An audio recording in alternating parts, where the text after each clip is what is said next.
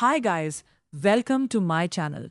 जब मुझे इस फिल्म के बारे में पता चला तो मुझे लगा कि शायद फिल्म अपने विवादित पहलुओं को किसी मजबूत तर्क के साथ पेश करेगी।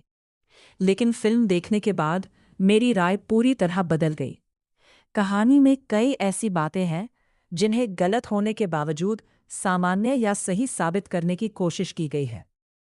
कहानी की शुरुआत माला से होती है, जो एक सपनों की दुनिया में रहती है और विश्वास करती है कि एक दिन उसका राजकुमार आएगा और उससे शादी करके उसे अपने साथ ले जाएगा। दूसरी तरफ उसके पिता ऐसे इंसान हैं जो बेसहारा और गलत रास्ते पर चल रहे बच्चों को सहारा देकर उन्हें नई जिंदगी देने की कोशिश करते हैं। इसी बीच हमारी मुलाकात राज से होती है, एक अमीर परिवार का बेटा जिसे अपने रसूख और ताकत पर जरूरत से ज्यादा भरोसा है। शुरुआत से ही उसका व्यवहार माला के प्रति असहज और परेशान करने वाला दिखाई देता है। वो लगातार उसका पीछा करता है और उसकी निजी जिंदगी में दखल देता रहता है। कहानी मोड़ तब लेती है जब माला की एक दोस्त, जो शादी से पहले गर्भवती हो चुकी है, अपने प्रेमी के भरोसे बैठी है, लेकिन हालात उल्टे पड़ जाते हैं और शादी के मंडप में ही रिश्ते की सच्चाई सामने आ जाती है। यही राज ऐसे विचार पेश करता है जिनसे साफ पता चलता है कि वह महिलाओं को लेकर कैसी सोच रखता है। माला उसका विरोध करती है और उसे सबके सामने थप्पड़ मार देती है। यही से राज की चोट खाई हुई ईगो बदले की आग में बदल जाती है। इसके बाद कहानी एक बेहद परेशान करने वाले मोड़ पर पहुंचती है, जहां राज अपनी ताकत और प्रभाव का इस्तेमाल करके माला की जिंदगी बर्बाद करने की कोशिश करता है। मामला अदालत तक पहुंचता है।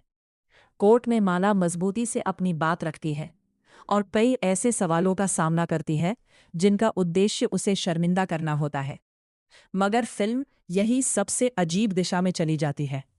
जहां दर्शक न्याय की उम्मीद करते हैं, वही कहानी माला को उसी व्यक्ति से शादी करने की तरफ धकेल देती है जिसने उसकी जिंदगी तबाह की थी।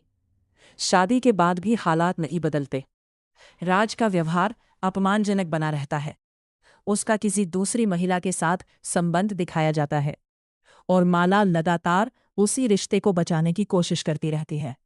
यहां तक कि जब उसे शारीरिक और मानसिक रूप से प्रताड़ित किया जाता है, तब भी कहानी उसे त्याग और सहनशीलता की मिसाल की तरह पेश करती है। आगे चलकर ससुराल वाले भी उसके खिलाफ साजिशें रचते हैं। कभी उसे नुकसान पहुंचाने की कोशिश होती है, कभी उसे घर से निकालने की, लेकिन हर बार माला माफ करती रहती है और परिवार को जोड़कर रखने की जिम्मेदारी खुद पर ले लेती है। फिल्म का सबसे विवादित हिस्सा यही है कि इतने अन्याय और अत्याचार के बावजूद कहानी बार बार यही संदेश देती नजर आती है कि एक आदर्श पत्नी वही है जो हर हाल में रिश्ता निभाए, चाहे उसके साथ कितना भी गलत क्यों ना हो रहा हो। अगर फिल्म इन घटनाओं को गलत दिखाकर उनके परिणाम ही दिखाती तो बात अलग होती। लेकिन कई जगह ऐसा महसूस होता है कि इन व्यवहारों को चुनौती देने के बजाय उन्हें सामान्य बनाया जा रहा है।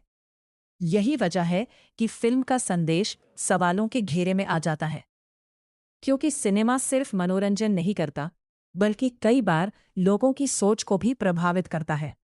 और जब गलत चीजों को त्याग और आदर्श के रूप में दिखाया जाए, तो उस पर चर्चा होना जरूरी हो जाता है।